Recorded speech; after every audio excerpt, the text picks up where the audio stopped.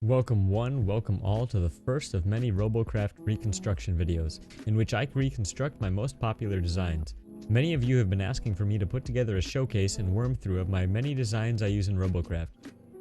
So let's get right to it. First up is the simplest of my crafts, the Flappy. I will teach you how to build and fly the thing, while giving you two variations, one tier 6 and one tier 4. Flying into the bay first is the tier 6 design, which we start off by using two tier 9 cubes for the base. Attached to the front are two inner cubes and two prism cubes in the rear.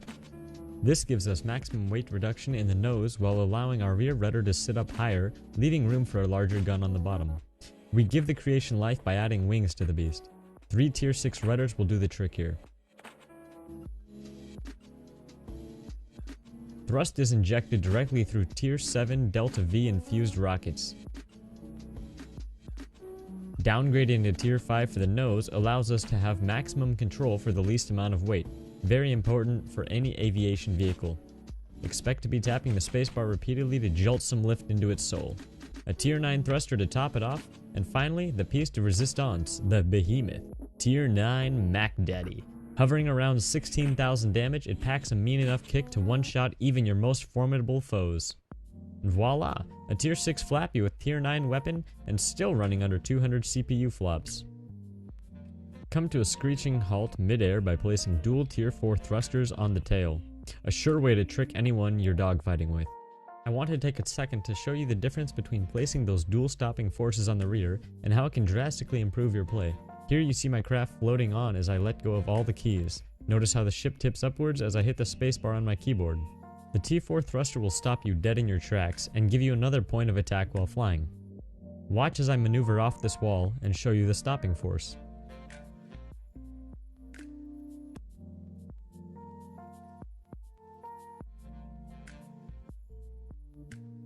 Here I press the S key. Again. And once more.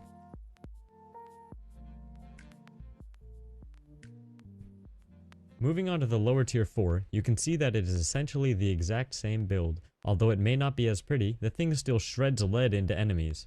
I place a tier 6 cube for the seat to mount on, followed by two T5 inner cubes, while T5 and T4 prisms make up the tail.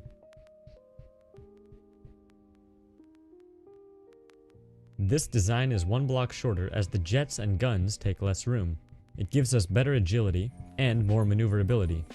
We need only place the T5 rudder to this design. Again, making sure they are placed on the lower tier 5 prism. Make 3 tier 4 thrusters around the rim for optimum thrust to weight.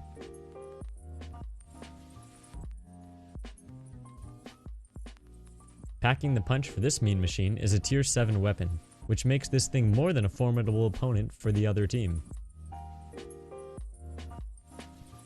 Right off the bat you will notice sharper turns and quicker barrel roll ability, but the overall speed is cut in half.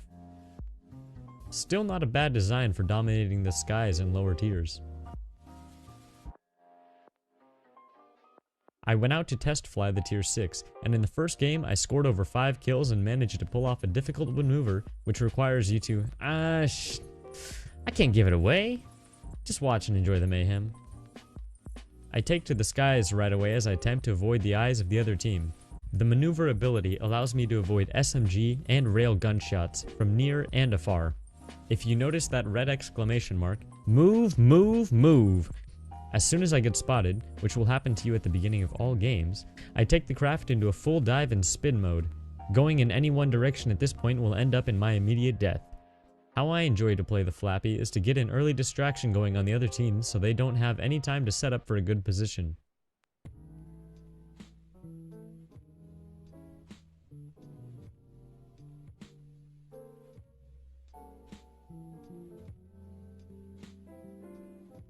The best way to take advantage of your opponent is to fly in circles above their head like an annoying little fruit fly. Play mind games with them, do figure eights in the air, whatever floats your boat. Or in this case, aircraft. Whatever you can do to buy your team time and catch the attention of multiple guns, just don't catch their bullets. Oh, the best part. Maybe one day after you figure out the difficult to master mechanics of this simple craft, will you be able to nab a shot like this. Great balls of fire.